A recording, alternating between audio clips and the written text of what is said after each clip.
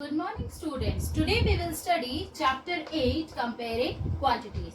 So first you have to understand what is comparing quantities. In our day-to-day life there are so many occasions in which we are comparing two quantities. Like if you want to compare your marks with the marks of your friend, or your height with the height of your siblings, or your weight with your parents, and in the same manner, so you can see that we are comparing two quantities of the same magnitude or of the same manner. So here if you compare here we are actually comparison is based on two methods. First is with the method of ratio and the other by calculating their percentage. So there are two methods which we're gonna use to compare two quantities. First is ratio and another one is percentage. So first you have to understand what is ratio. Ratio is basically the comparison of two quantities of the same magnitude or the same units, in which you are going to represent the data in form of A is to B. Suppose A and B are two quantities which you are going to represent it as A is to B, and here we can write it as A by B, which are of same units.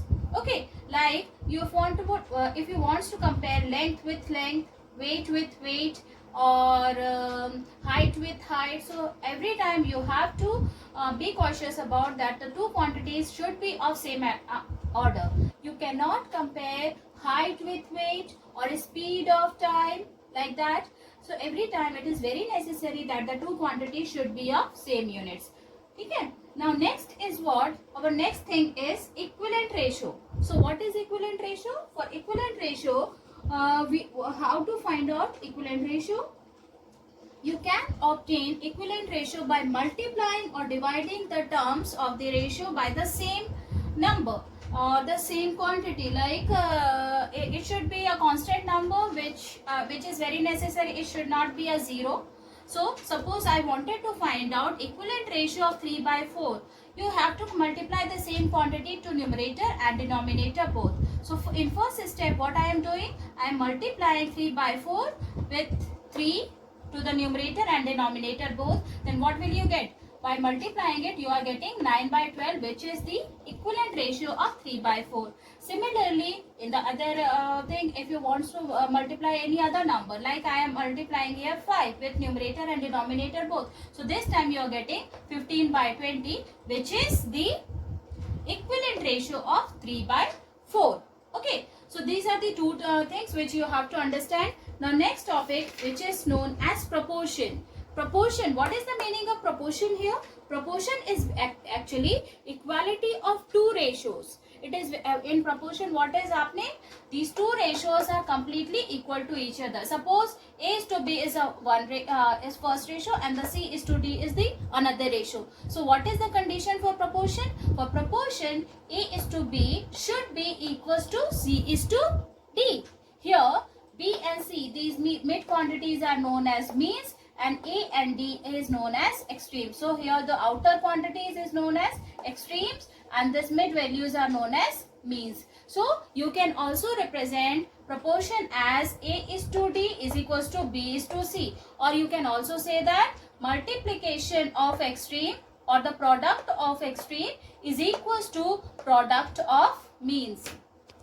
Today we are going to solve the exercise 8.1, that first question where you have to convert all the ratio quantities into its ratio form. Here I am doing bit number B of this exercise. After understanding, you all just try to solve all the bits of this question. Okay, so now look at this question. Here we have to convert 15 kilogram to 210 gram into its ratio.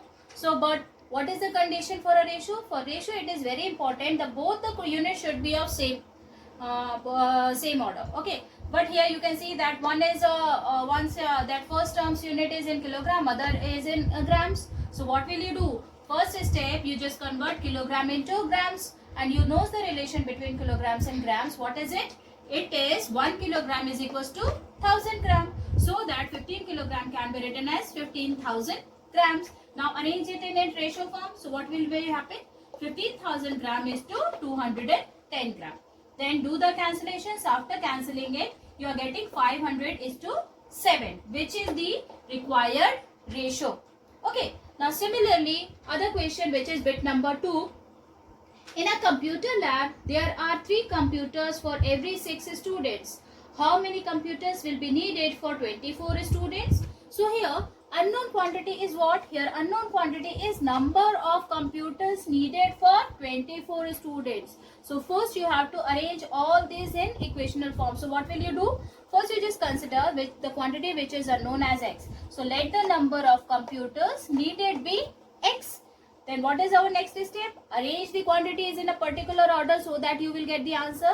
So 3 computers are required for 6 students. So what will you write? 3 computers needed for 6 students. So how many computers are needed for 24 students? It is x computers are needed for 24 students. So you have to arrange the quantities in this manner, then only you will get the answer. Otherwise it would be wrong. Okay, so how would you arrange? After arranging it, just convert it into its forms. So 3:6 can be written as 3 by 6 is equals to x by 24. Because you needed to find out this value of x, you just keep it this side, and the quantity which is in denominator, if it goes to other side, it would be in numerator. So it would be multiplied with 3. Then it would be 3 into 24 divided by 6.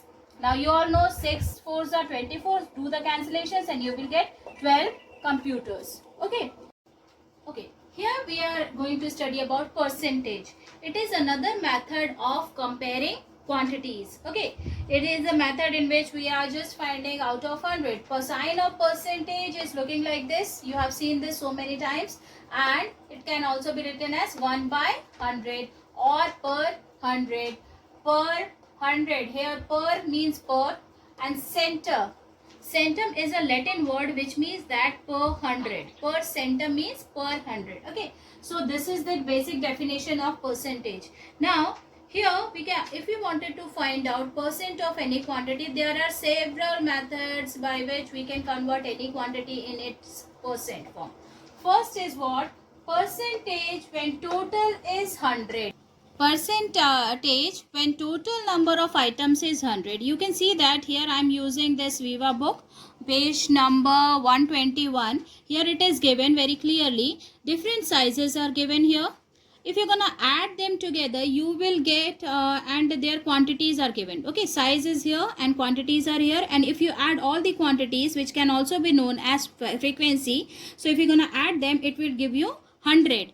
And if you wanted to convert it into fraction, fraction is what? You all knows that fraction is part of a whole. So here part is what? It is 22 and the total is 100. So we can write it as 22 by 100. Similarly, other quantities.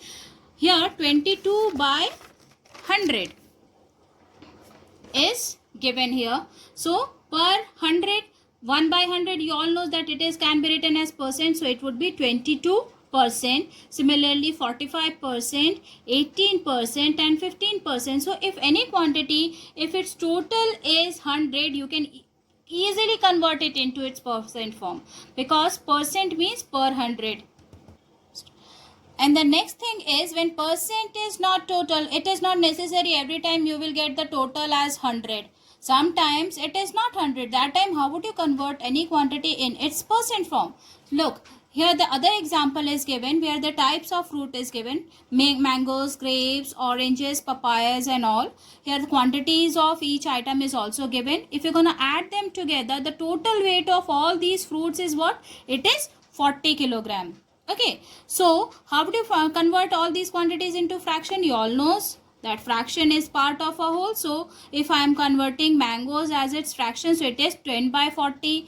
Then similarly grapes are as 6 by 40. Similarly oranges and papayas. Just convert all these quantities into its fractional form. Then what will you do? You just multiply this fraction with a 100%.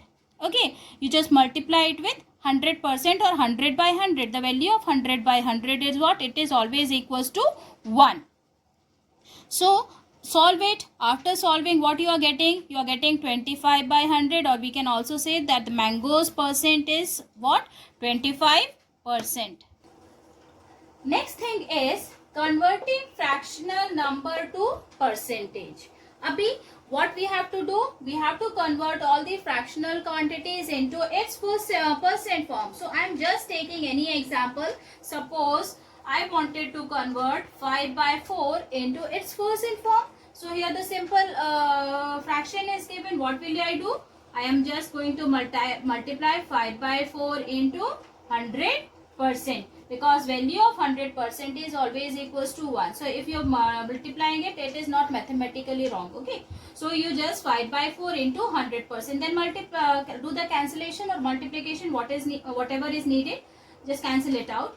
4, 25 you will get. Now 25 into 5 would be what? It is 125%. So after solving all this thing, you will get 125%. So 5 by 4 is what? It is 125% of this fractional form.